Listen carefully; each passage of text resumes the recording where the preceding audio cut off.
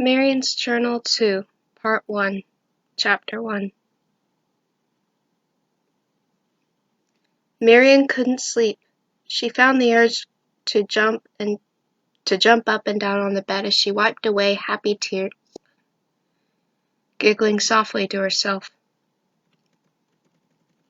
She thought of calling Craper on the cell phone she bought with her birthday money, but she resisted, remembering that his sleep schedule had changed since he'd come back from the trip to visit his parents. Though Myrian reminded herself that even though she was now Creeper's girlfriend, he'd been swamped with work since he'd come back. He was left with very little free time. On her birthday, Myrian hoped that they'd at least have the opportunity to walk together, but it was too small a gathering to comfortably excuse themselves without the unwanted attention of her mom, Myrian, who knew nothing of their relationship. When the brothers were about to walk home, Creeper turned back and caught the longing look in her eyes. He grabbed her hand and kissed her on the cheek, without a word. Myrian had been on the verge of tears in her room that night, frustrated that they'd come so far, and yet they still had to keep silent around her mother.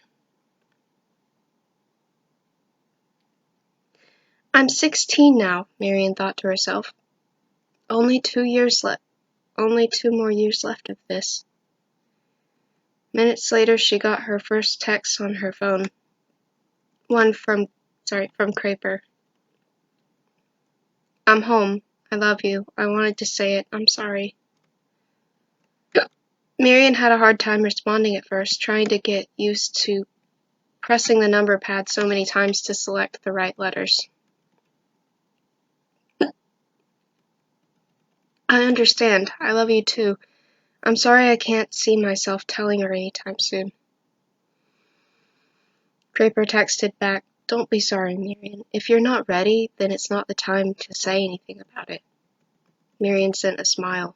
After a few minutes later, Draper texted back, I've got to get up early. I'm going to sleep now. Good night, Myrian. Happy birthday.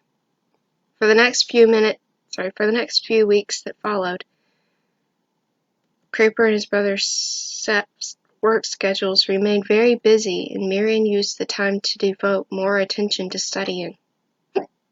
Spring break would start in a few days, and Myrian wanted to text Creeper to ask if he knew if his schedule would be free at all during that time so they could have more time together, but she was so afraid the answer would be, I can't. She didn't ask.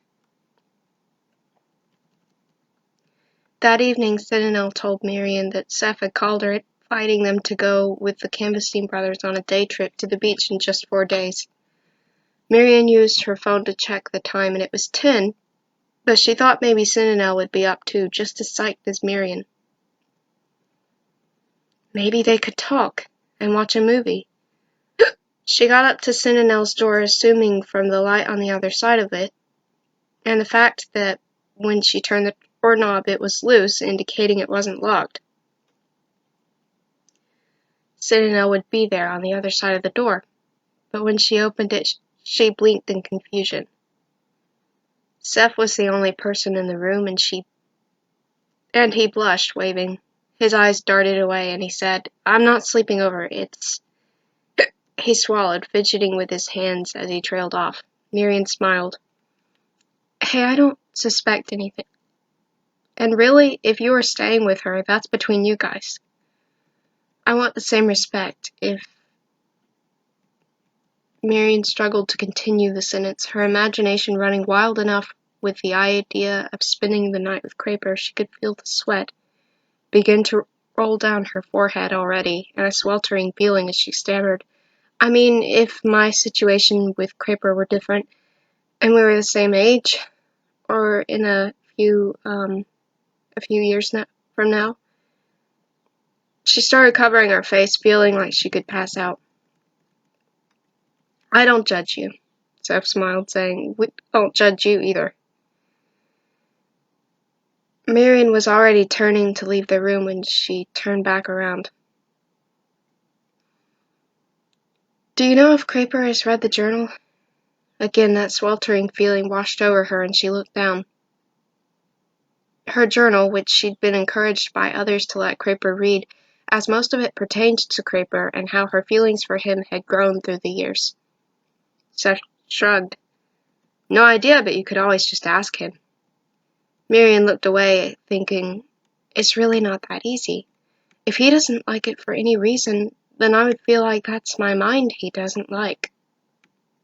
Instead of saying any of that, Myrian simply said, Okay, could you tell him I can't wait to see him? She asked, grinning. Seth nodded. Sure thing, he can't either. Myrian left the room and still on the verge of laughter for sheer joy at the idea of how soon she'd see Creeper. Citadel passed her in the hallway, freezing cautiously, and Myrian whispered excitedly, I was looking for you. It's fine. It's just Tuesday. I can't wait. Citadel's face flushed, eyeing her door momentarily. I won't tell. Anyway, you're an adult, said Myrian. But as Citadel walked to her room, she couldn't help but wonder if she was imagining that she heard some resentment in Myrian's tone when she said, You're an adult.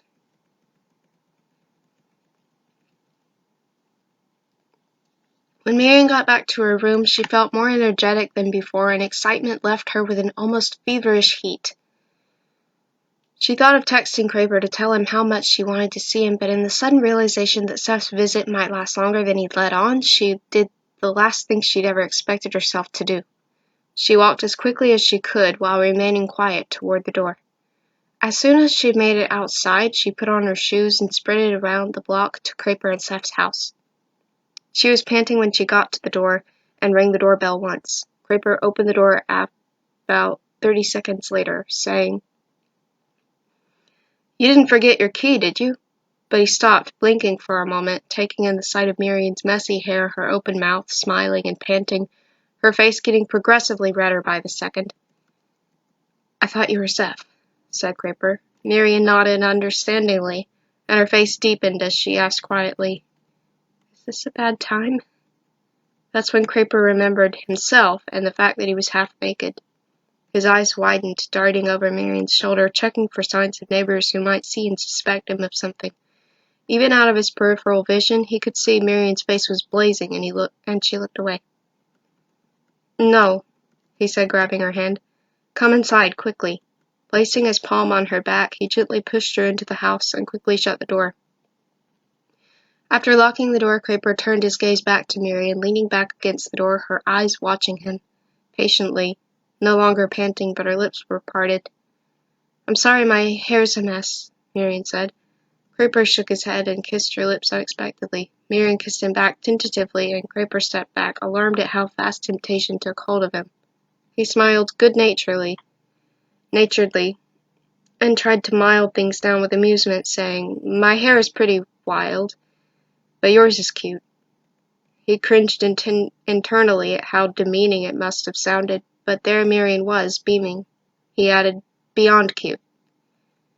Myrian laughed. You're beyond cute, too, she said, blushing when Creeper caught her, staring at his chest. Creeper glanced away as though to direct Myrian's eyes off of him. I didn't know you'd be coming over, he said, laughing. Anyway, I should get changed. I keep forgetting. In the minimal light, Myrian wondered if it was just a passing shadow or if Creeper's face had briefly darkened. You have nothing to be embarrassed of. Won't you look this way at the beach? Myrian asked this, secretly wishing it would change his mind about getting dressed. He looked so angelic. Instead, Creeper smiled over his shoulder at this, while he was on his way to get on some clothes. I take it Seth ruined the surprise? Creeper asked from the direction of his room. Myrian shook her head when Creeper came back, having stepped into jeans, having already zipped them. Citadel told me, actually. Creeper nodded, and Myrian added, I'm so excited I can't sleep. I had to tell you. When he was fastening his buckle, he laughed, saying, Let me know if you hear Seth from where you are. I wouldn't want him to walk into this, and... Myrian blushed at the implication and laughed, nodding. I'll signal you somehow. Creeper disappeared back into his room and called out, "You can come in here, Myrian." Myrian hesitantly walked in, her thoughts and emotions making her dizzy. She stopped when she got far enough to see Creeper sitting on the bed, leaning back against the wall. She glanced quickly around. No chair. Creeper sat forward, seeing Myrian's face was still very red. "You could use a drink." He looked away, looking confused. That didn't sound right. "Virgin, of course. I'm not trying to do anything illegal." Myrian laughed while Creeper frantically thought, "What am I even saying?" He smoothed his hair over his face nervously, then self-consciously pushed it back. But his hands trembled. He smiled, hoping Myrian couldn't tell. "I'll get you some water," he said, getting up quickly and losing his balance. He looked sideways at her, smiling. "You can wait here if you want," he said, internally ending the sentence with, "so you don't see me do anything more embarrassing." He was already walking out and closing the door behind him when he stopped and popped his head in to ask, "You don't mind if I close it, do you?" Myrian shook her head no, smiling. While Creeper was getting her a glass of water, Myrian couldn't help but look around to see if she'd find her journal. It was next to a lamp on a bedside table. She sat down on the bed and flipped to the bookmarked section. She hadn't read very far down the page when Creeper closed the door and Myrian jumped, dropping the journal. Creeper set down the water on the bedside table and picked up the book with the other hand. "I'm sorry," Myrian said. Creeper sat beside her. "Don't be, you did nothing wrong." Myrian started sipping the water. She set it down. "Where you are in it, I'm still 11. She said this, looking away, fidgeting with her hands. Creeper held her hand, even though his own was still slightly trembling, and squeezed gently. "Why would that make you nervous?" "Well, I took a hiatus from it, then started writing it again at 13, and then there's last year." She laughed nervously. She sat silently looking at their hands. Creeper was caressing her hand, which always relaxed her. "I didn't know if you'd even be awake, but I'm glad I came here," she said softly with a smile and continued, looking up at him. "And to think I would have been watching a movie with Citadel, but saw Sep was over so late and knew they wouldn't miss me. Well, I'm sure they'd understand that like them, we can't be alone. I mean, without each other." He shut his eyes briefly, feeling blissful, euphoric. He involuntarily squeezed Myrian's hand harder. "I couldn't sleep at all either. All I could think about. All I'd been able to think about." He was speaking in a rush and stopped himself short before saying anything that would make Myrian uncomfortable or him. "I missed you so much," he breathed. Myrian smiled, sensing he was about to kiss her, and she said, "It's okay, I thought about how you'd look at the beach." "Then seeing me tonight must have been a dream come true for you," Creeper said, the high sensation washing back over him. Myrian nodded. "It is." Myrian leaned forward toward his lips, but Creeper held back. Just to prolong the excitement a little more, he asked, "Better than watching a movie with Citadel?" Myrian laughed and nodded. She just barely finished nodding when Creeper kissed her lightly. Myrian smiled into the next kiss, thinking of how his lips were soft as feathers. But she hadn't known she'd said it until Creeper whispered back, "So are yours." Before kissing her again, his breath warm, Myrian's breathing rate jumped quickly. Creeper shifted backwards, pulling his face back to look at Myrian's face. "I'm sorry, was that too fast? I didn't mean to make you lose your breath," he said, holding her arms and gently tracing his fingers from the curves of her elbows up to the arms. Myrian shut her eyes tightly, as he had earlier, and sighed. "I didn't lose my breath." She opened her eyes and trailed off, looking back at the glass of water. She grabbed it, and just before she took a swallow, she faintly said, "It was something else." Creeper froze, sensing the question he couldn't ask. The nervousness he'd had earlier came back slightly, as he wondered what was okay to ask. Myrian noticed Creeper was blushing, which wasn't usual for him, but she didn't want to point it out. If it were her, that would make her blush more. So she put the water glass down and wiped her mouth on her hand. "Are you nervous?" Creeper asked finally. Myrian edged closer to him, saying, "I'm a little bit nervous, but I'm all right." "You don't have to feel nervous," he said softly. Myrian wrapped her arms around him and kissed him so suddenly that he lost his balance and fell back. Myrian stared at him for a minute or two, Creeper's hair falling back and his eyes locked on hers, waiting. His lips were parted just enough she could see some of his teeth. "I didn't mean to," she said softly, running her fingers along his mouth. His breath was very warm. Creeper sucked his lips subconsciously. "I don't mind," he said, his breath steaming her face. Myrian closed her eyes at the warmth and began kissing him. Creeper started running his hands along her back, first lightly with his fingertips, then he started massaging as they kissed. And it relaxed her, and it wasn't until he felt her legs settling down slowly he realized she'd been slightly kneeling above him. Before he could register what was happening, he felt her body lying flat against his, and without meaning to, he stopped kissing her. His eyes were closed when Myrian looked at him. His hand stopped massaging her back, but he cautiously wrapped his arms around her. Then he held her more securely, thinking if he did, he might better resist massaging her back, fearing the friction that could result in too much temptation. The problem was, just the thought of that caused too strong a swell of desire. He stroked her back and kissed her neck, exhaling her name in a sigh. "Creeper?" Myrian's voice came out so cautiously Creeper opened his eyes quickly, as though he'd been asleep, and in fact he wondered what he was doing. "Are you falling asleep?" He couldn't help but smile, thinking, far from it, but then he was relieved that Myrian in her innocence didn't appear to be aware of his longing. He felt a rush of shame wash over him, that he could fall into temptation that quickly and easily. Myrian needed to get home. "I think I should sleep." Myrian crawled off, embarrassed. Creeper sat up, placing a hand on her shoulder. "Let me walk you home." Myrian looked away, thinking of how she wouldn't want Citadel to go to her room only not to find her. "Okay," she said. She looked up at him and couldn't resist stroking Creeper's face and kissing him. Creeper took hold of her shoulders and squeezed them when he kissed back, not realizing that he was imagining pushing her back until he sucked in a breath sharply, and Myrian asked if he was all right.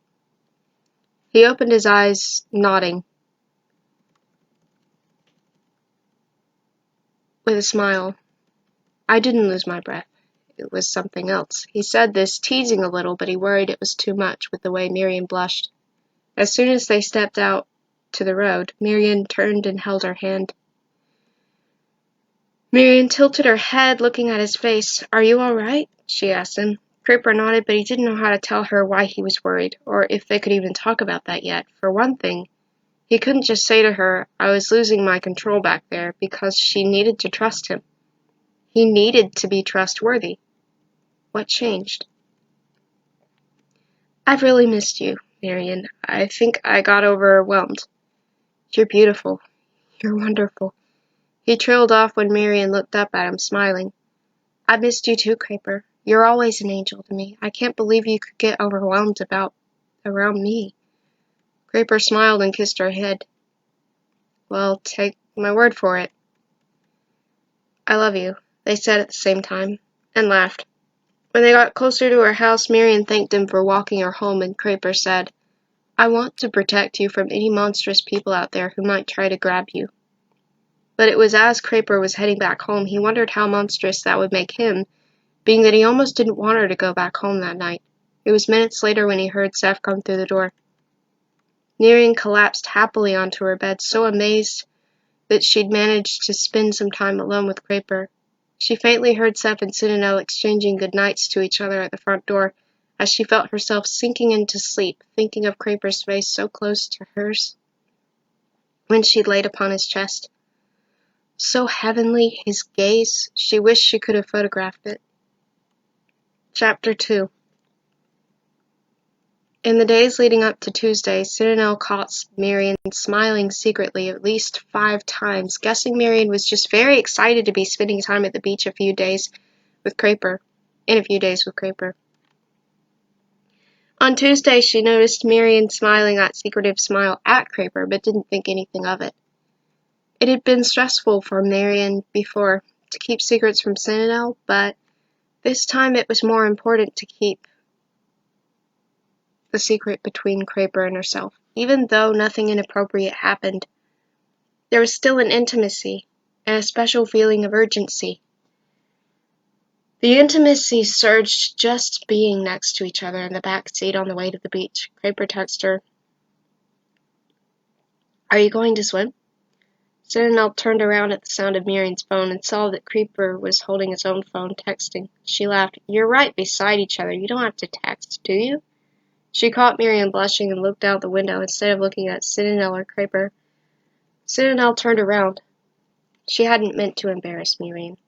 Creeper was already texting Myrian. "Does she know you came over the other night?" When he saw Myrian's answer to the previous question, "Yes, I'll get changed into my swimsuit at a restroom." "Are you swimming?" He looked up at her and smiled. Myrian blushed again, looking away when Creeper caught her staring at him. He sent the question he'd meant to send and then replied, "All I have to do is take my shirt off." He watched Myrian's face darken as she read it. Creeper wasn't sure whether it was to his question about Citadel or if it was because he'd mentioned taking his shirt off. "I didn't tell her." Myrian watched Creeper read it and reply with a smile. "Steph doesn't know either." He then put his phone away and smiled at her. She felt his hand grab hers, and before she realized he was grabbing her hand, she closed her eyes at the sensation. It was the first time that day they'd had any physical contact. Creeper noticed and shifted closer, leading in to whisper, "I could kiss you right now." Myrian reached for his other hand and gave a pointed glance at Seth and Citadel as if to say, "Seth's eyes are on the road, and Citadel is asleep."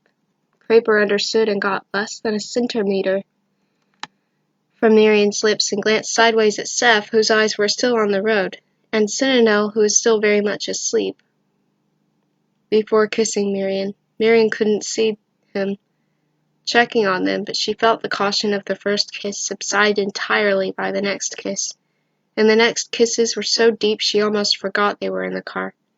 When Creeper pulled back to look at her face, Myrian could hear her heart pounding in her ears.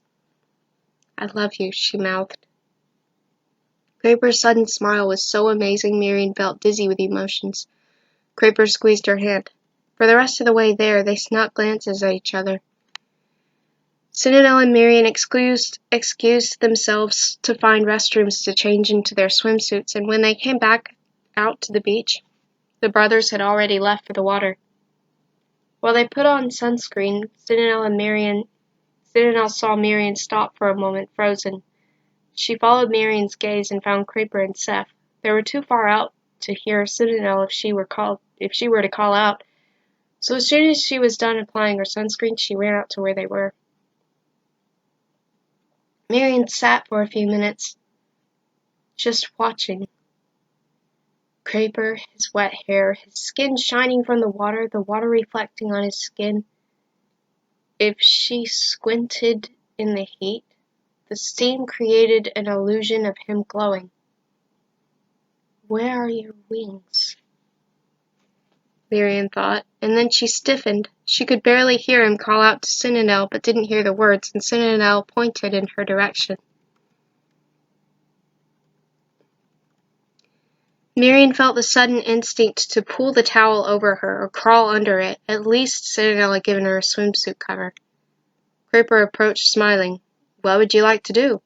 Myrian looked around. She wasn't ready to take the swim cover off and go swimming. "Look for seashells?" Creeper shrugged, and they walked along. Myrian could feel Creeper looking at her, and she thought, what if he doesn't like the swimsuit? What if the swimsuit cover isn't modest enough for him?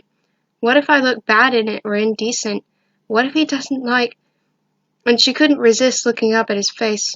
Creeper wasn't looking at her with any sort of disgust, more intently. Myrian felt her hopes rise, and then Craper caught her staring at his face. Her eyes darted away, but she saw him smile in her peripheral vision. They walked in quiet slowness for a few minutes before Myrian saw them, and Craper was about to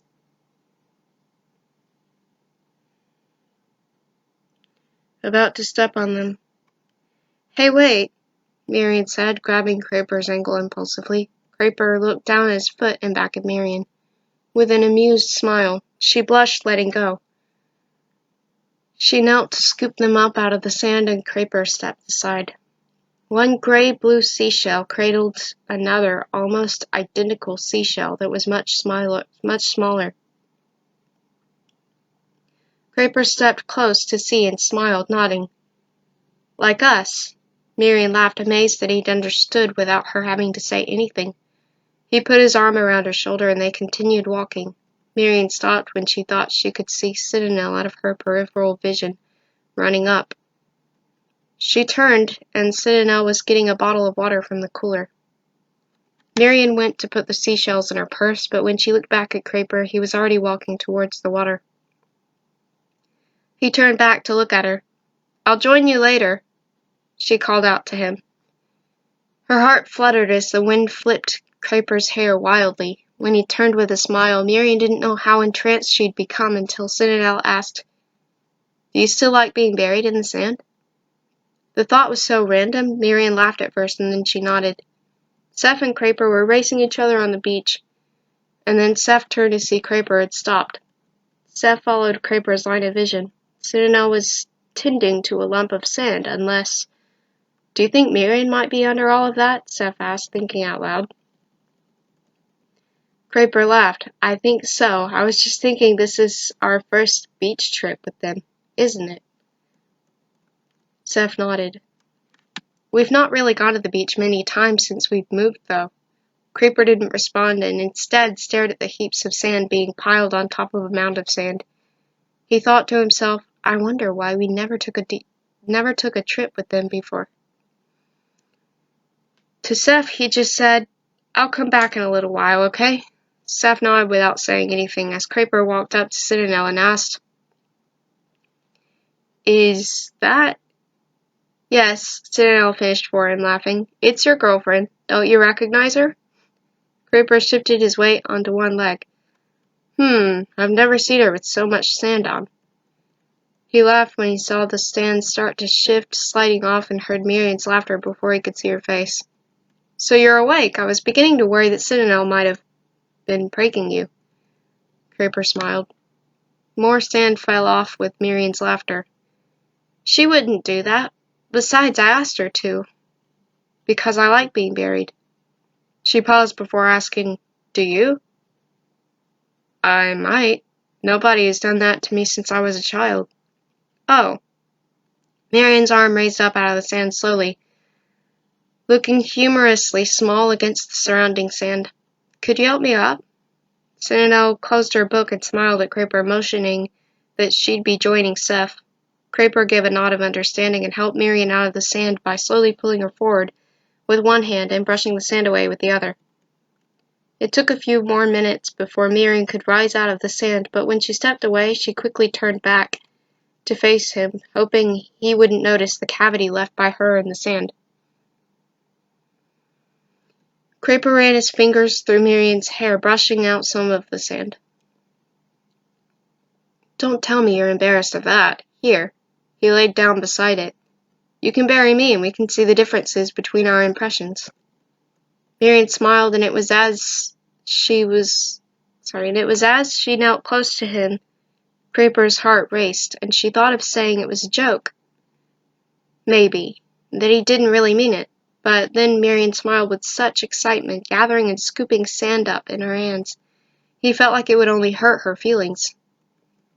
As Myrian poured sand onto one of his hands first, she asked, "Were you about to say something?" Craper said, "It might take a while, but if you're all right with that."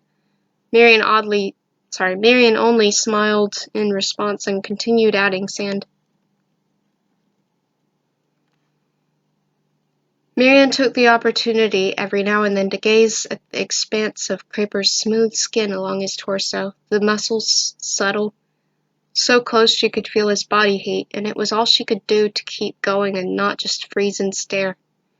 But with every moment, she was covering him more and more. Creeper tried not to focus too much on Myrian's proximity and the way she was looking at him, but when she went from crouching beside him to moving a knee to the narrow space between his calves, Myrian said, "I think from here I'll start around your feet and then further up. Is that all right?" Creeper was momentarily seized with some panic as he glanced out at the water where were Seth and Sentinel? Even if she gets really close, they won't think the wrong thing, will they? She's just covering me in sand, he thought.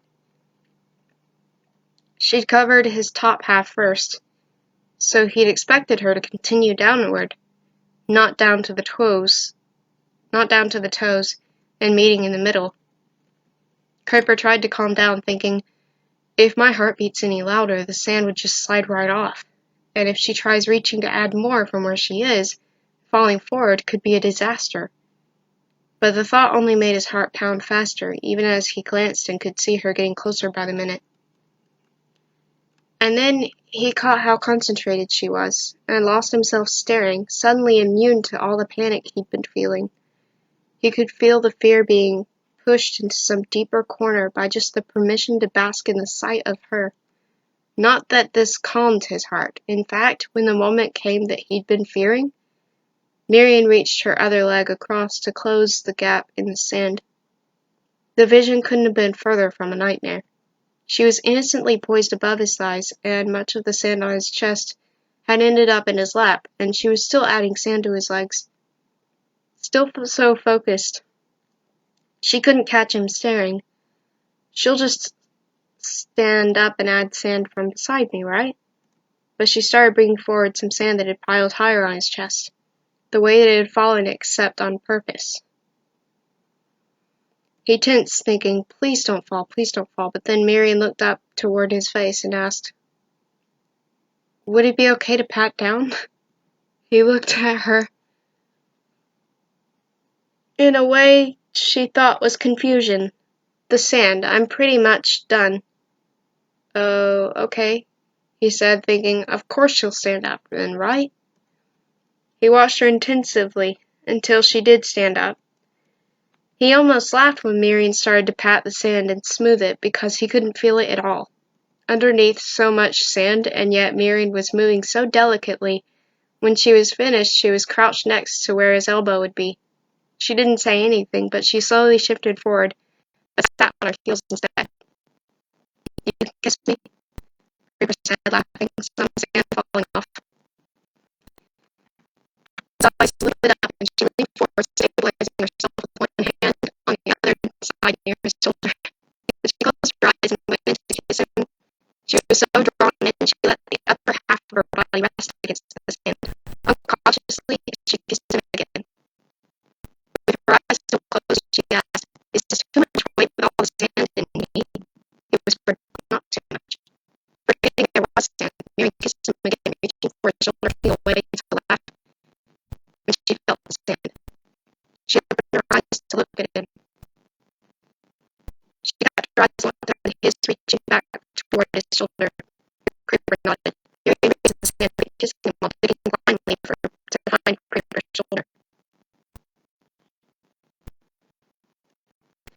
With his eyes closed, the way the sand shifted felt like a blanket, giving him the mental impression fumbling to get under with him. And his breath was shot in a rush. Myrian opened her eyes again as she asked, too much weight?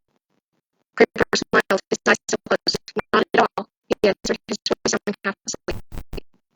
Myrian kissed him again, and she finally reached his skin. But she soon felt the sand falling in around her hand, and she stopped kissing Creeper to look. The sand stopped above her.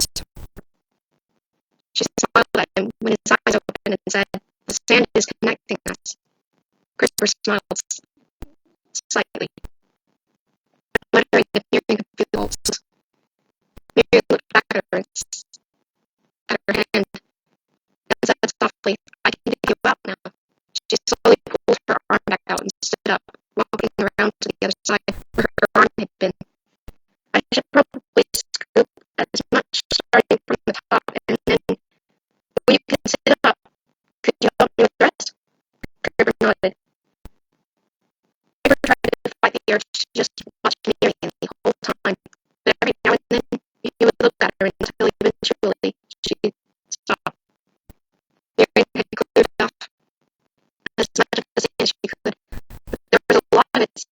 skin, so he was able to scan the sculpture except that she could watch him breathe, which was exactly what she was doing when he looked over at her finally and sat up.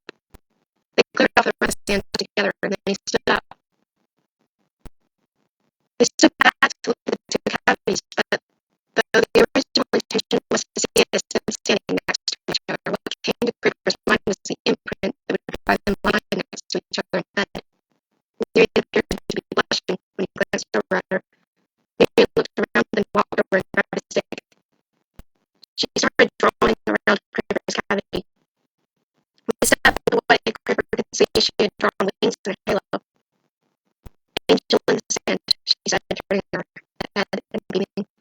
Creeper took the first opportunity he could when she turned toward him and wrapped an arm around her shoulder.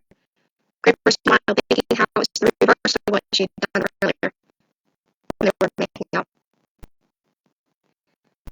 I thought you were going to stop creation, Creeper said. Myrian smiled up at him, saying, "We made it together." She looked back at it, and then back up at him. "Do you want to make angel castles?" Creeper laughed, and Myrian blushed, smiling, and looked away, trying to herself. "Sand angels or sand castles?" "Sand angels." Myrian turned around and sat down and leaned back, and Creeper just stared, blinking for a few seconds, and before he finished, stopped staring. He dropped down beside her. She laughed, turning her head to look at him. Her face slightly flushed. "You fell." Creeper winked. "Is that another angel reference?" He had his eyes turned away to the sky. Their hands touched by accident a few times before they stopped. Myrian wondered if Creeper would move further away to try again with making the sand angel so he was close. But she hoped he wouldn't. The feeling of being beside him so close, she felt like she were on a different planet altogether. And then out of her peripheral vision, she could see Creeper turn to face her. When Myrian turned her head, she could see his eyes flick up to her face. Excuse her having stared at her body, he said, "You have hardly any sand on you, but I've got sand all over me. I'm surprised. I think the sunscreen would be more sticky than water." His arm was stretched out like he was inviting her, so she rolled over until her head was almost on his shoulder. She reached forward and wiped sand off of his chest, but it was an excuse to look at and touch his chest. He sighed. Myrian kept her hand on his chest. Creeper's eyes closed and he moved into the kiss, but he was almost there when he opened his eyes and Myrian felt the kiss on her cheek instead. When she opened her eyes, Creeper was looking into her eyes, apologetically taking her hand off his chest. And yet, before he was sitting up and hugging his knees, his feet swishing around in the sand. He looked down as he asked, "So would you like to swim now?" Myrian sat up, thinking of the sensation so fast, her breath coming out funny. All she could think of was, why couldn't he kiss me on the mouth? Nobody else on the beach is even awake except for the smallest children. She could feel her nose begin to sting in her eyes. She almost didn't hear his question. Not yet. She stood up so fast she almost fell. She didn't know what direction to go in. She just knew she needed to leave quickly before Creeper saw her. "Do you need to go somewhere?" Creeper asked, looking up at her. Myrian said, "I'll come back," not looking at him. He could see something was wrong. She started walking off in some aimless direction. She'd hide her until she was okay. That was the plan. Creeper stood and Myrian went from walking fast to breaking into a run. Creeper ran to catch up with her. He would apologize to her, but he couldn't. She was too embarrassed to tell him she was so sad he hadn't chosen to kiss her. He would tell her it was unsafe for her to run off. Myrian turned back momentarily to look back where she expected Creeper to be on the beach, but instead he was directly behind her. She was already crying. She spun her face back the other way, trying to run faster without tripping. That would be more embarrassing than crying in front of him. He appeared concerned, but she just wanted to hide. "Where are you going?" Creeper called out. "Shower," she suddenly decided. responded, and hesitantly stopped. She didn't hurt, but she at least waited for him to catch up. That was a good sign. When he joined her, Myrian looked down, attempting to hide that she had been crying. "I'm sorry, Myrian," Piper said, and Myrian's face turned red with embarrassment, because that meant he had seen her cry after all. Myrian looked at him and back down again. They made their way to the sharp silence. As they approached the nearest one, Piper said, "In a way this is good, because I needed to rinse off the sand anyway." As soon as Myrian saw there was no one else around, Myrian said softly, "Nobody would notice if you had kissed me on the mouth." Myrian bit down and was about to start. Was about to turn and out to start the shower.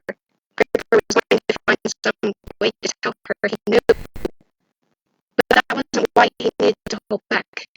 But then she said, "I wish sometimes you could see me as an adult. I feel like there's no age gap when I'm with you."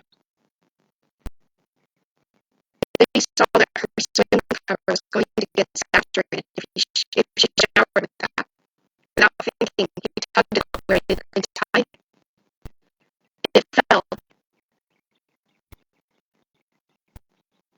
I don't know why I got caught there. It fell down and he bent to pick it up. Myrian was surprised she froze.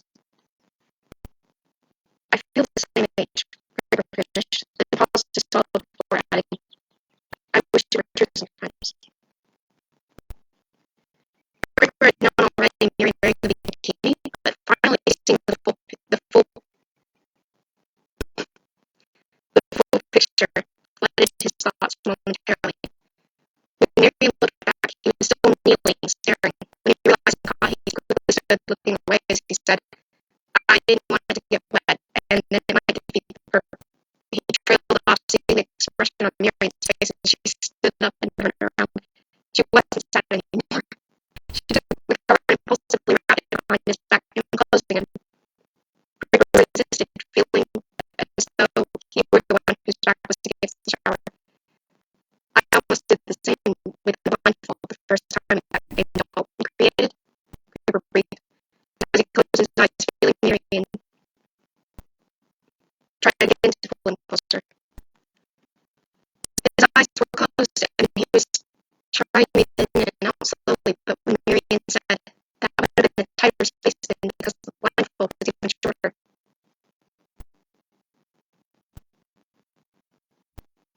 Piper opened his eyes and kept them on him as he stepped slightly forward just enough to kiss her. But as he went in to kiss her, the wind tossed her hair into her face. He grabbed her shoulders gently and stroked down them until he reached the swimsuit cover. "Is it okay if I?" Piper asked her, and Myrian let go of it, not certain what he was going to do, but fully trusting him. He motioned for her to turn around. She felt him gathering her in one hand. After a few seconds, he said, "When I was her age, I couldn't let her grow up faster." Myrian could feel the swimsuit cover being secured around her hair like a ponytail holder, and she had to bite her lip to hold back the thought of how crazy that must look. Piper continued, "I wanted to try wine." He said this while placing a hand on her shoulder and another on the other. "When I did, it was disappointing. Fruit juice is sweeter." She could feel him kiss her neck, her shoulders, and he said, "You're pure." She let him turn her back around to face him. He kissed her mouth, and then as he bent to turn on the water, Myrian asked, "But what about the swim cover getting wet?" Looking up at her and turning it off, he said it would anyway, because swimming had gone in. Piper stood in front of Myrian as she asked, "So do you want to take turns? Or?" Instead of answering, Piper put his hand around her waist and guided her to move forward, saying, "The water won't reach you that far."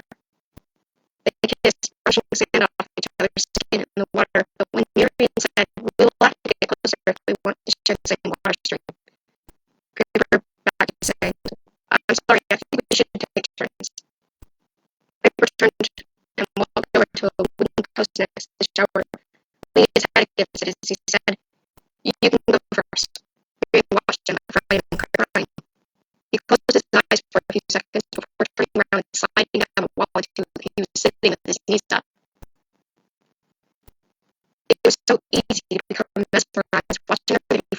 nose aside and said, after a few minutes, Myrian steps over to him, saying, I'm finished now. Creeper opened his eyes and apologized. Myrian hugged his shoulders, saying, it's all right. While Creeper rinsed off the rest of the dish, Myrian focused on putting her swimsuit cover back on. He joined her with a smile, asked if she was ready to go swimming. Myrian nodded, eyes sparkling. In the water, Creeper could see that Myrian was having such a good time he almost didn't want to bring up the reason he needed to kiss her on the cheek instead of the lips, and why he had to step back and let her take the shower by herself. But it was important. Myrian, he began. She gazed at him with so much love in her eyes and happiness that he hesitated and not being sure how to word what he needed to say, said, about earlier, I just love you so much, and you're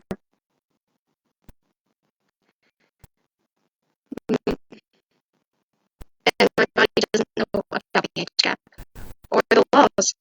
Myrian finished nodding. Mine doesn't know either. And smiling, she grabbed his hand. You're an angel, she said, and he squeezed her hand. Chapter 3. That night, Myrian dreamed that she was back on the beach, having piled the sand in around Creeper's feet up to his waist first, and then continue, but he looked naked. In the dream, he was beautiful, but she was afraid that if she looked too long, Creeper would be disgusted with her. When she awoke, she first laughed it off. He wouldn't really be bothered by that. In fact, the way he looked at me, his eyes wandering, would it even be fair of him to judge me for the same? She wondered, sighing dreamily. Sleep was more desirable this morning than it had been lately, and she checked.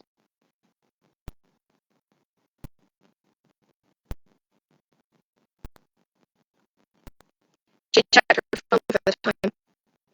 It was far too late to Paisley would be coming over soon to spend time with them today, and she wanted to make cupcakes. When Creeper awoke, she heard Seth's voice talking in an anxious tone. He couldn't distinguish any specific words until he got to the kitchen. There was so much spoilage and mess to clean up. The electricity was on, but the air wasn't, and the food that hadn't expired, some exploded from the heat. So many flies. Cockroaches too. Oh, the clothes too. Yeah, some of it we had to just throw it away. All of that. Everything was paid for, but it wasn't being kept up inside. We were just using our savings, but all that time, and now, because we weren't working. But he's ashamed. He's taking it all on himself. He didn't want you to know about it, because he didn't want you to feel guilty in any way. He's been working triple the hours he used to, and we're just making enough every month. We just came back from taking our girlfriends on a day trip to the beach, but that came out of all he had left. I tried to contribute, but he insisted. So he looked up and saw Creeper standing in front of him and nodding. Is that Dad? Seth nodded back. Mom. Looking around nervously, Seth said to the phone, Creeper's right here. Do you want to talk to him? You could feel his throat tightening when he brought the phone to his ear. Hi, it's me. Laura started. Son, we would have helped you out while you were here. You could have just told us, and you're willing for everything. I'm proud of you and how much you've accomplished. But there's no harm in asking for help sometimes. We had to get help at times to keep the factory running. She paused, but Creeper didn't know what to say. She continued talking, and Creeper got so lost in thought, thinking back over the expenses and burning stuff and had exactly what he wanted to avoid doing. Then something she said caught his attention. I'm sorry, Mom. Are you saying one of us could come work with while the other one's sitting back here maintaining things? To make back what you've lost, Laura finished. Creeper looked over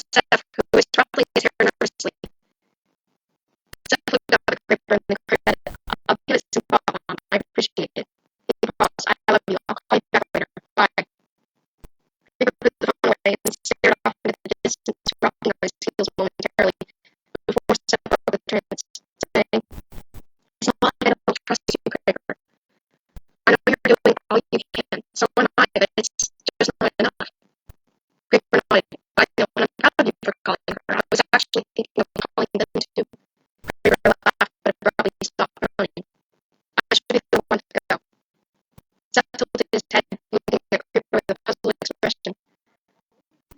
"Just last week, you were talking about not wanting to miss out on the time with Myrian because she's been let out for spring break, and there's already so much time you missed with her in work.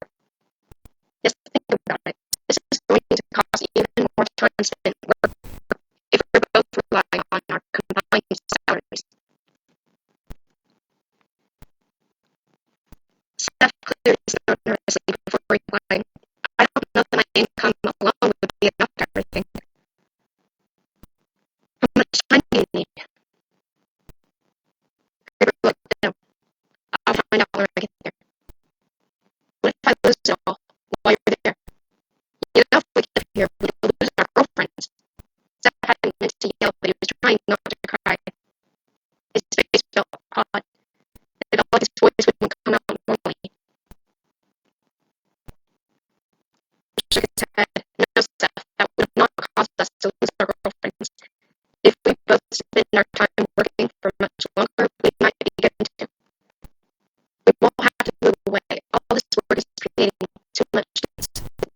Steph started pacing. "It's just, if you had only told me how bad it was getting, I wouldn't have encouraged you towards making that trip happen. Why didn't you tell me we were in debt? So if we don't sacrifice time for them, we risk losing our girlfriends. Now they would have understood.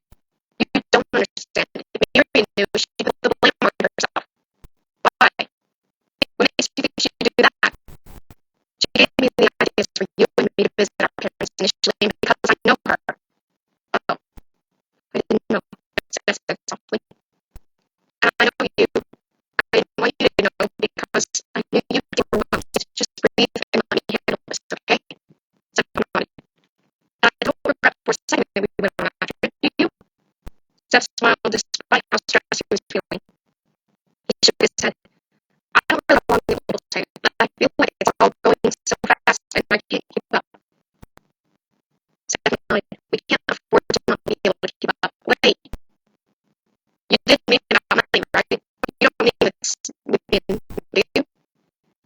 Seth asked a joking smile, but Piper could tell he was asking it uneasily. Without blinking, Piper said, "No."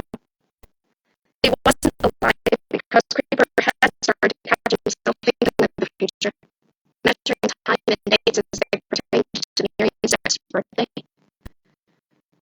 While it was extremely important for him to make the most of his good half together, his anticipation for the future grew every day. Paisley had been over for about 30 minutes, and they just finished playing the game.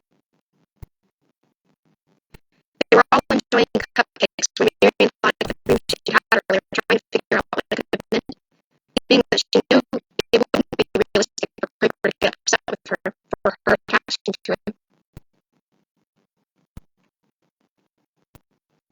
Maybe the problem isn't that he would be upset about that.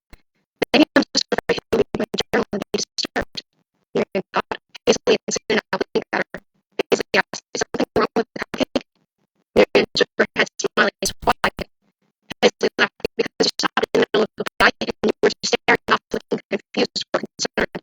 Myrian blushed. There was no way she was going to tell them about the dream. "I'm alright, the cupcakes turned out well too." Soon they had already moved on to another topic, but Myrian found it difficult to keep up the conversation while she was trying to solve what she'd been needing to say to Piper about the journal before it was too late. That night, Myrian hadn't been sure what to say or if it would be better to speak in person about with him. She fell asleep, and when she woke, her phone was alerting her to its message. "Can you come out? It's important.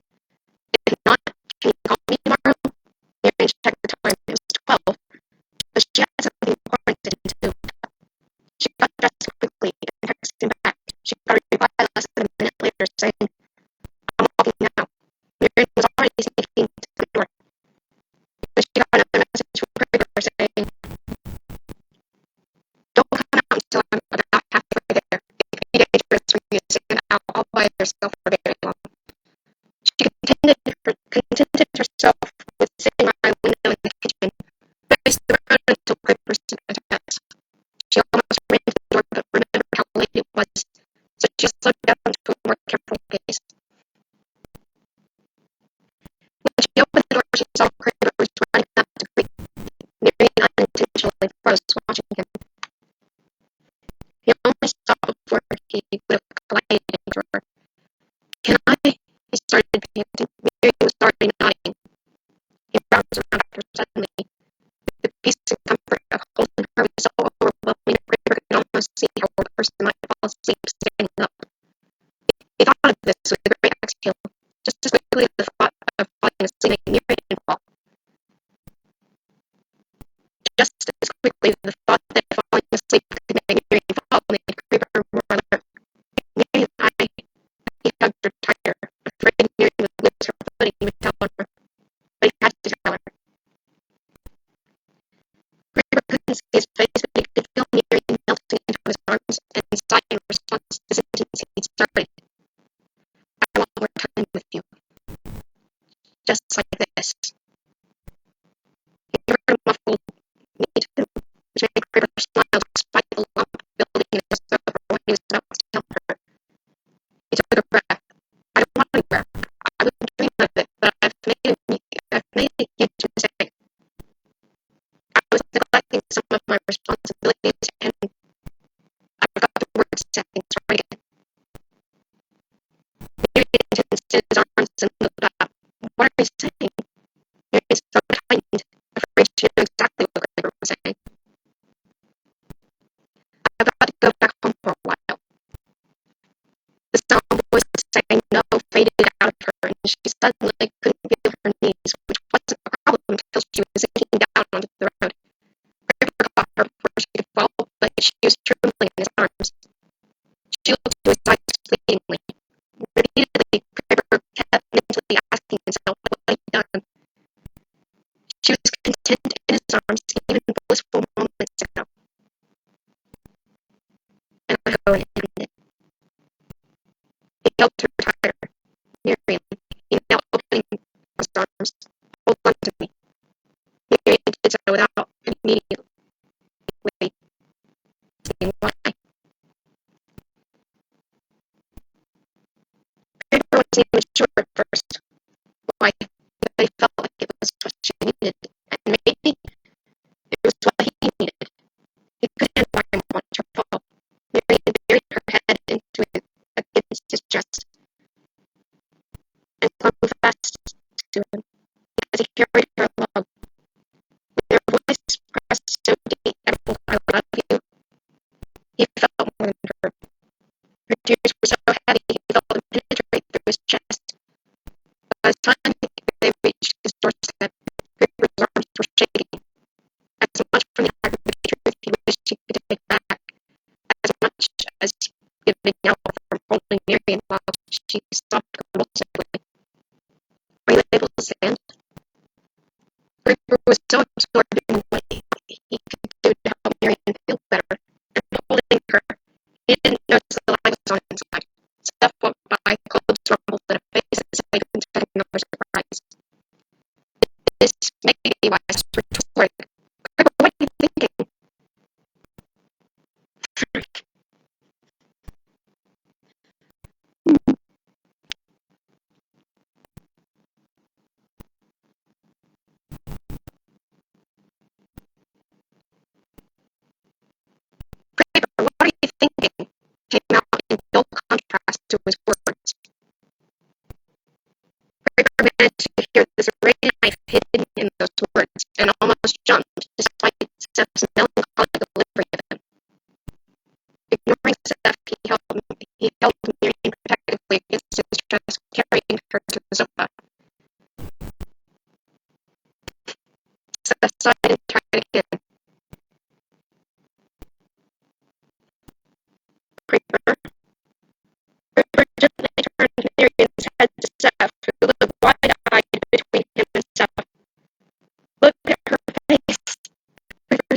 Seemingly unaware he looked just as sorrowful.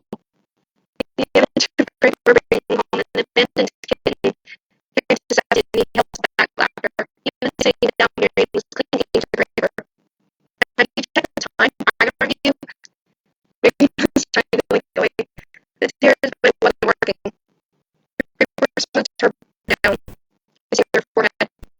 He was still looking at her as he replied, "She doesn't have school tomorrow." He couldn't stop rolling his eyes, but he could hear Jeff's voice when he said, "Would you do it yourself?"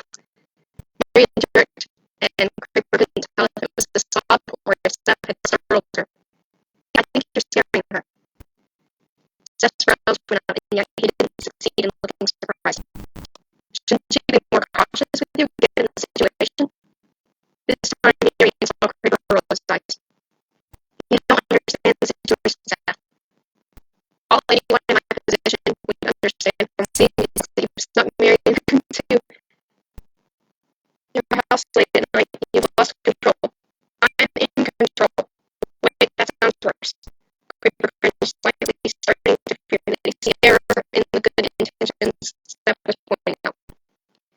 "If I were anyone else witnessing this, it would be the last time you ever saw Myrian.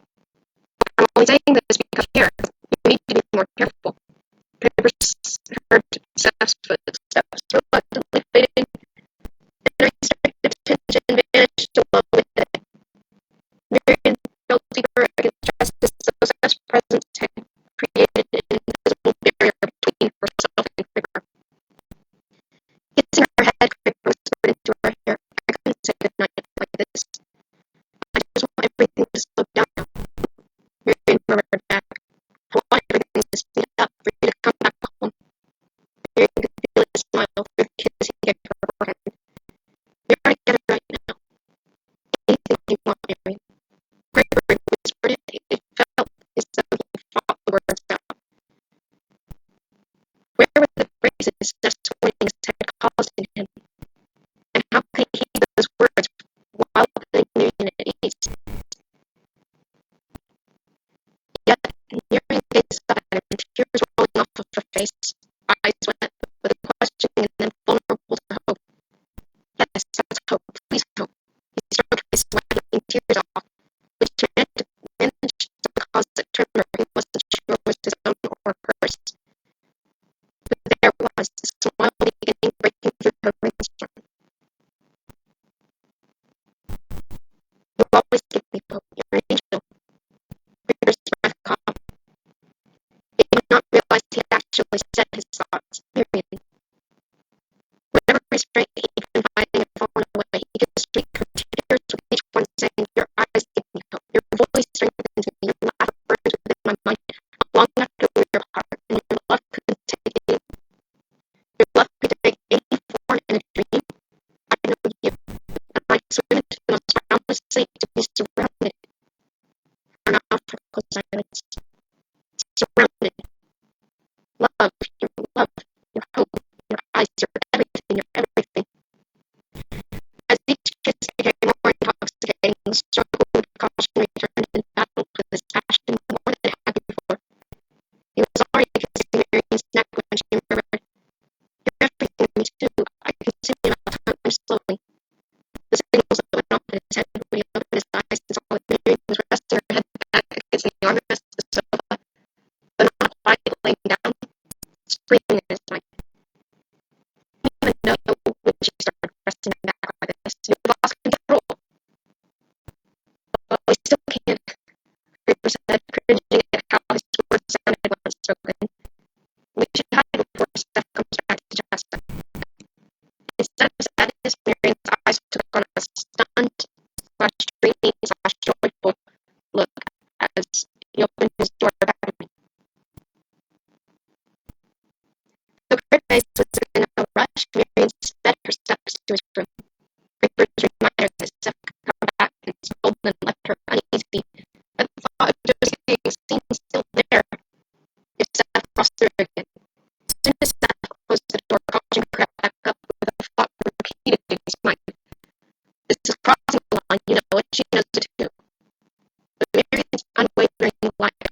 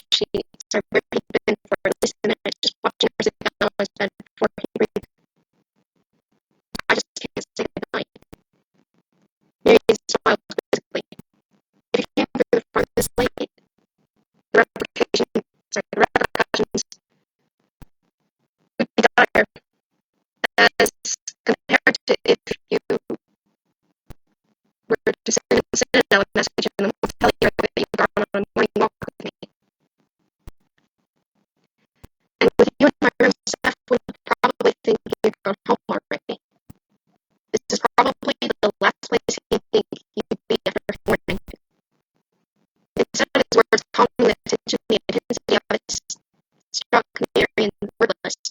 The creeper was still standing where he'd been standing for too long. It was too far to see Myrian's expression. Myrian closed her eyes briefly at the sensation of the creeper suddenly sitting so close to her on the bed. You're saying that the least reckless option in this situation would be staying here with you for the rest of the night? And I'm not dreaming? Creeper hadn't realized he held his breath until he suddenly laughed, which turned into a cough. He shook his head, wrapping his arm around. This is very real. His mind echoed back. This is very real. Any rash decisions would lead to very real consequences. Despite the pull toward her, he managed to stop himself at one kiss before saying, I'll sleep on the floor. As he stood and turned in the direction of the light switch. This time it wasn't a joke. Myrian imagined that her joy at just being where she was. She might laugh for a minute, and what if that ended up annoying Creeper while they tried to rest? She found her eyes scanning the room quickly for the one thing she was surprised herself that she didn't bring up as she said, Creeper, there's something I wanted to talk to you about. And there it was, her journal. Creeper turned with a smile. Go for it. It's about the journal. I'm afraid something in it might be too much for you or change how you see me. Creeper almost laughed, but he couldn't see how serious Myrian's expression was. I've known you all this time. There too, with no discovery of what you felt or thought all those years would alter how I see you now. If you want to test me, you can read some of it to me. Creeper picked up the journal and brought it back.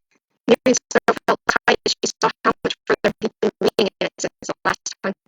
But the softness of Creeper's expression and the sincerity in his eyes soothed her nerves. Okay.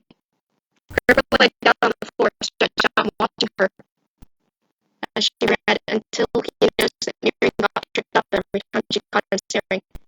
He averted his eyes, some of them coming back. He almost laughed, but he didn't want to embarrass her, not so much to laugh at her, but at how refreshing it was hearing her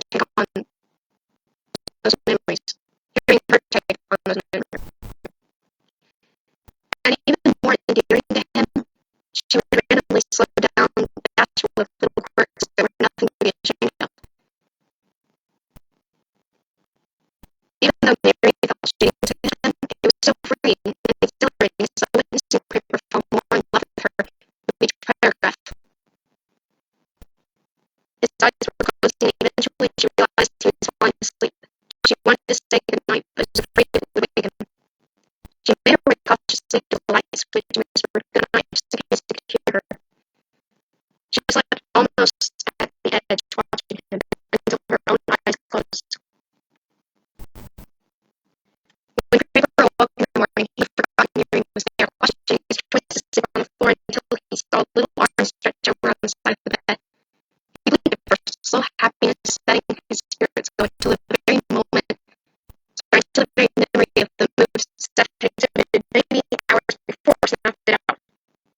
He tripped on the way to check if the door was locked, and turned back to check his phone for the time. Which is when Myrian's waking, sparkling eyes rekindled his joy and fire. He could kiss her. Could he kiss?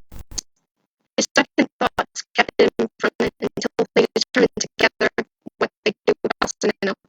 But first he wrapped her up in his arms so suddenly even he wasn't expecting how much his good morning hug would surprise Myrian, and she lost balance.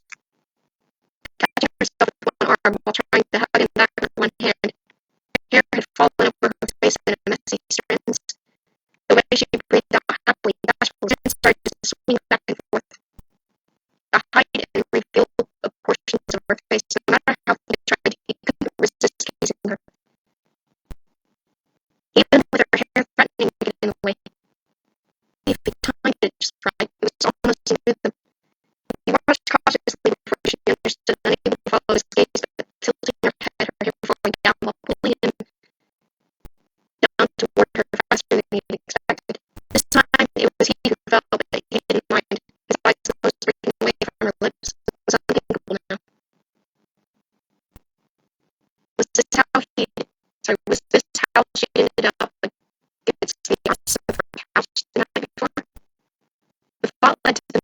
being so carried away, he found himself back whispering, "Good morning, Myrian." Myrian smiled at Kitty, half whispering, "Good morning." Creeper was smiling back, and in the next breath, he looked so serious that Myrian's eyes started to widen with worry. "What is it?" Creeper asked her. "No, I didn't know what your face meant." Creeper smiled reassuringly. "I was just thinking of what to say this now. I know it should be done." "Okay." Minutes after sharing a quiet snuck into Creeper's room.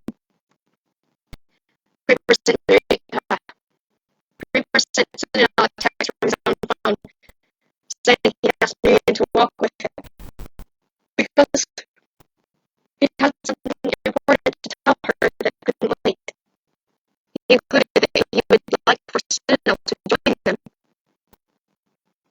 on the walk when she could, because he needed to tell her about it too. The text woke Sentinel, so she didn't respond right away, which was alright because Myrian and Creeper hadn't started walking yet. When Sentinel met up with them, she was startled, but Steph had told her just the day before about the conversation that ensued between him and Creeper when he sought financial help from their mother. She was almost certain it was connected to that when she saw the similar adoration in Creeper and Myrian's exchange glances. Two soulmates about to be torn from each other. But deep down she hoped she was wrong. Myrian could hardly survive at this time when she had to wait to see Creeper again. Not that Sentinel knew that was the cause of Myrian's melancholy at the time, but despite Sentinel's attempts to reinterpret what Creeper had told her, please do whatever you can to encourage and support her. Don't let her despair for a moment. Myrian is my whole world. Sentinel couldn't be upset with him for having to leave Myrian, who was her whole world too, in a different way. It goes without saying. Promise me you'll always call her like you did before. Creeper smiled sadly at Myrian. I promise. Closer to Myrian, taking her by the hand and saying softly, I promise you I will also read your journal entries every single night. Myrian's eyes widened and Creeper laughed a little. What if you finish it too soon? He kissed her cheek and whispered, if that happens, I will reread it. Myrian blushed so red she looked away. Until I know by heart. I do, she thought. Creeper nodded. Until I know by heart. He leaned and kissed. Sentinel called awkwardly, even though she was happy for Myrian, even though it was early in the day, and most of the neighborhood was still asleep. There was still some chance a neighbor could walk out, so their minds automatically translating the vision to perversion. Sentinel shot Creeper a warning glance, and he felt the urge to walk backward, watching Myrian after waving goodbye.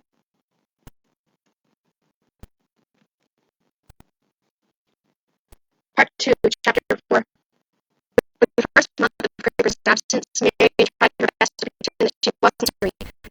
For Sentinel, but every night Creeper called, he had to know how she was really doing. Every now and here feels like a mistake, except I know it well. I promise you when everything is right again, I will race back to you. As soon as Creeper started night staring, he would pore over the pages of her journal until he fell asleep. For weeks he took his time, slowly reading, taking in every detail. Somewhere in the second month, he found that the deeper he got into her journal, the less time dragged on. Even as monitors Creeper's moved by him, where before he was so unintentionally lackluster. She almost told Creeper she couldn't take seeing him that way anymore, and begged him to go back home for his well-being. On the phone with Myrian, the more things he longed to say, the harder it was to talk. How bashful she'd be if he were to bring up some of her injuries. But it didn't feel right to bring a journal when talking to her.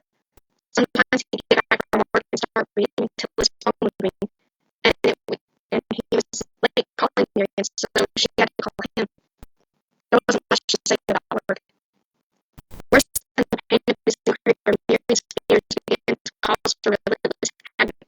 tyranny. What if he'd really come to love the town more than home? What if he really stopped missing her? What if he started to have interest in someone else? What if it was a year before he returned, or longer? But every night, though she knew if she'd just be honest about her fears, it set her at ease. It set her at ease, right? She couldn't bring herself to ask. One night, Creeper was on the phone with Myrian later than usual, and yawned when he asked something that was in reference to one of Myrian's surgeries. Myrian didn't understand, and her silence startled Creeper. Had she hung up on him? Myrian, are you there? Myrian's voice sounded constricted when she answered, "Yes, I'm here." The rest of the house to take shaky. Is there someone with you? Nobody, why?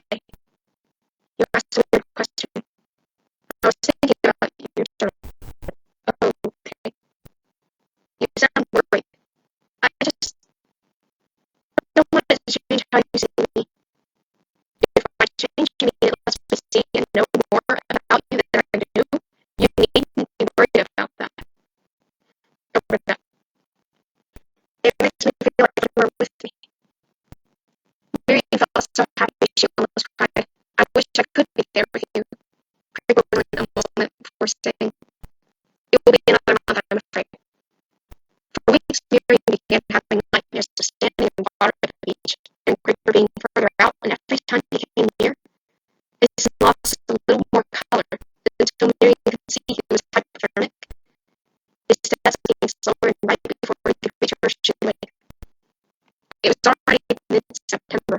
School had already started back up, but it was such a disaster she didn't want to tell Creeper.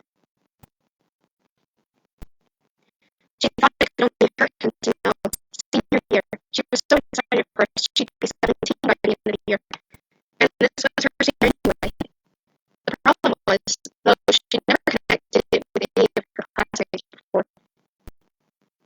It frightened her to see that the ones she recognized all came back with severity in their expression, like they'd all been life-altering trauma, and were now impenetrable.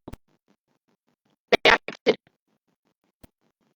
around her like she was so sheltered, and yet it didn't feel like it was supposed to be. But the real reason it turned into a nightmare, it was the swimming coach who first noticed it and pulled her aside one day. The coach only meant well, had out with the bruises. Was everything okay at home? It was. Any new risky sports? Myrian almost laughed, not sure what she followed. Was someone doing this for her? Yes, but no. She didn't know they were. She didn't know any of their names. She always forgot. No, she didn't want to learn their names. She didn't want them to get in trouble because she was in their way. In the hallways and cafeteria, no matter where she went. It isn't like they did. Even if they told her to watch where she was going, she had no clue what was going to be yet another bruise. They can't see me, I'm sure. It's nothing personal. Did she understand that if she wasn't personable with her classmates, it might as well be personal? It's not easy making friends. Would it be easier at another school? Myrian could see the motherly concern on the woman's face, but she felt a dread when that was intense. I'm not going to let it impede me here, even if they start using me. Still without respect, the coach's face said, wrapping gold ribbon is still of use. Instead, she said, sometimes by not making friends, you make enemies. Say the word and I'll see to it you're not called. Of course, it wasn't the school itself Myrian cared so much about, or couldn't bear the thought of parting from. A new school could be one too many miles from home, from Creeper,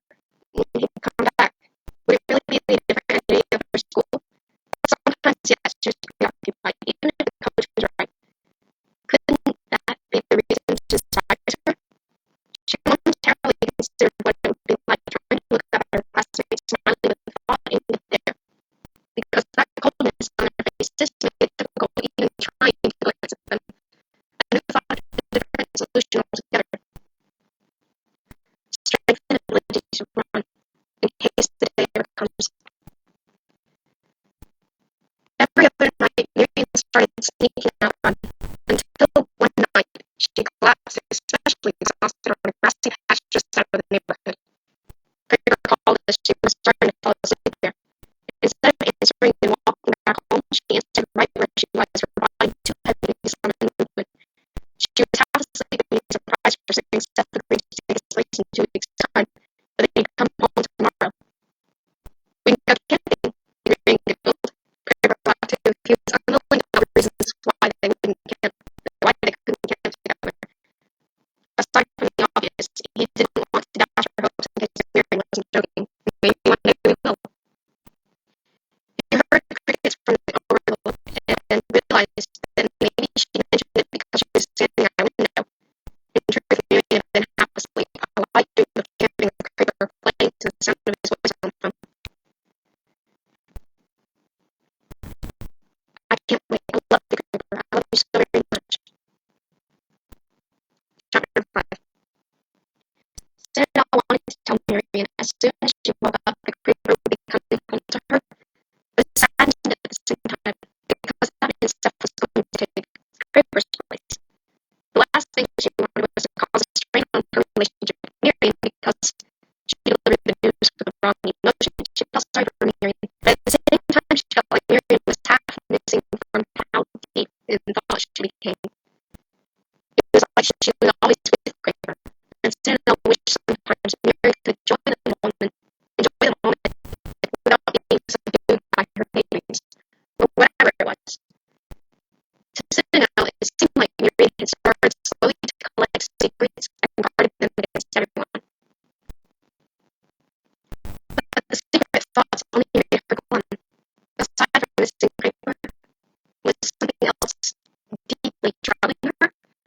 As much as she wanted to ask Myrian, she could visibly see Myrian tense whenever she tried, and it was like a door closed in her face. Sad advised her to ask Kramer about it, and Myrian wouldn't talk to Sentinel. Kramer was the one person she would talk to. She had already thought about how she would ask him to find out if Myrian was really okay, and they didn't have to tell her anything that would be an intrusion on Myrian's privacy for Sentinel to know about. In other words, nothing that would make Myrian upset with her or Kramer to find out. She just wanted to know if there was anything she could do to help Myrian. Sentinel was thinking about all of this when she went to Myrian's door and found it ajar, and Myrian was nowhere to be found. Sentinel blinked a few seconds in disbelief. She told herself not to panic, to control suspicions before she do something crazy like call Kramer and ask if he would return early and snub Myrian off with him. Kramer wouldn't do something like that, would he? She didn't want to wake Myrian where if he leads to too many things having to be explained to Myrian would never trust her again for revealing. Myrian couldn't know until Myrian and Kramer were ready for her to know. Sentinel quietly but quickly searched all the rooms in the house to triple checking before she stepped outside the closet. I said, Sentinel, I've been getting everything ready for Kramer. He'll be here in about 2 hours or so. You want to come over? I'd love to help Steph. It's just I think I've lost Myrian. There was about a minute of Steph not saying anything, not even the sound of breathing, and Sentinel was about to ask if he was still there when he said, listen, she can't drive yet. Those chances are she just went for a morning walk and hasn't returned yet. You're kind of fast for the car. I'll be right over to help you look. Thanks, Steph. I'll be right back. Bye. After a few minutes, Sentinel saw Steph getting out of his car and ran out to greet him. She hugged him as if he thought that she was still, and could see the worry in her eyes even when she smiled. After circling the block, then the next one, Sentinel was covering half of her face. She wasn't crying as far as I could tell, but he carefully asked. Maybe she left the neighborhood a little bit, in case she did. He trailed off saying Sentinel nodding her head. Anywhere, she could be anywhere. It's worth checking. After a few minutes of both silently keeping their eyes glued to the road, the surrounding stuff was about to turn around and check a different path altogether when Sentinel lurched forward. That's her. He stopped the car hesitantly, thinking, where? And he saw a small shape huddled on the street. As soon as Steph came to a halt, Sentinel jumped out running. Myrian! Myrian's head lifted up, surrounded by a hood. She looked more embarrassed than startled as she sat up. She quickly took the sheet down, but she still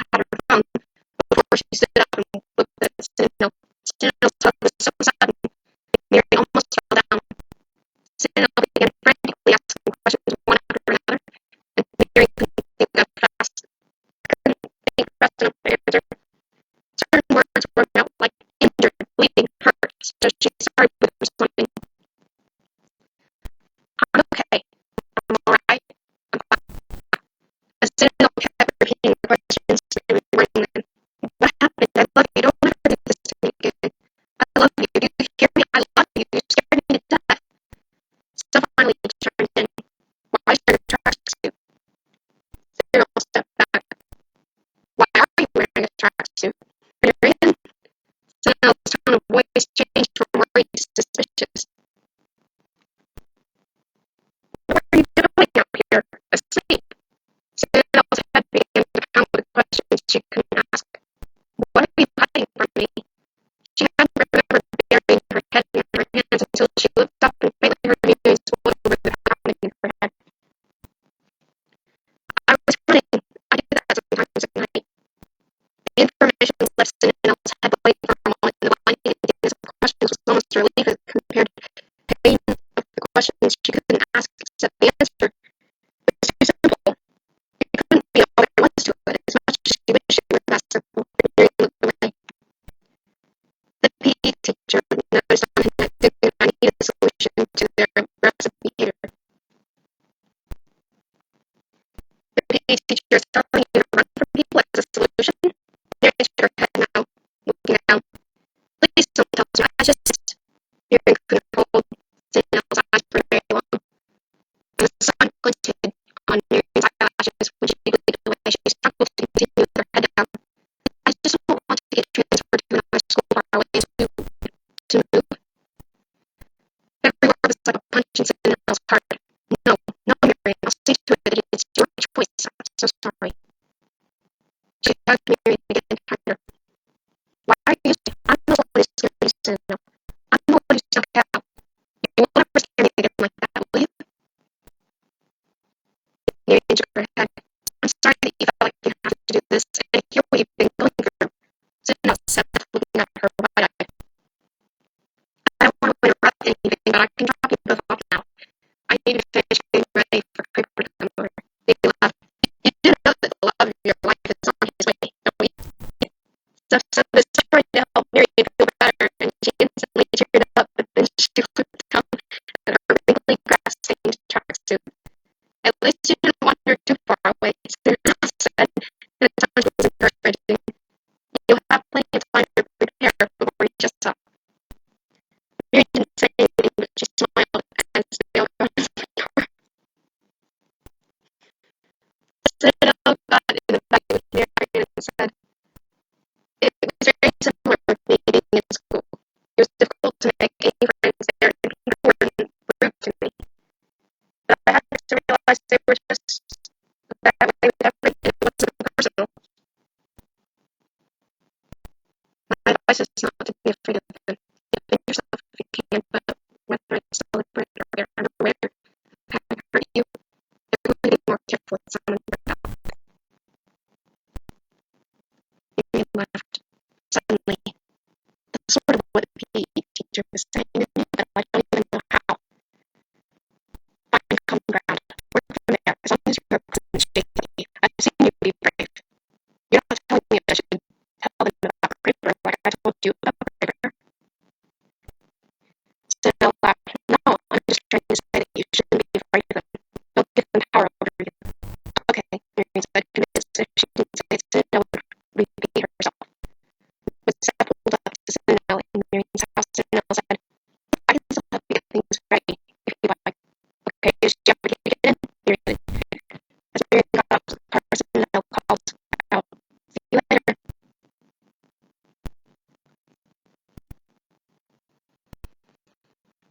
As Seth and Sentinel were cleaning, Sentinel told Seth having wanted to ask Creeper if he could find out for her what was wrong. Now she no longer needed to ask because now she knew what was bothering Myrian. Seth was washing dishes, so she said he dropped a bit late. Sorry, it's just, I don't think he realized how unfair it would be to make him worry about her like that. He'll try to save her, but it's wrong to expect him to be a hero all the time. He said bad things were going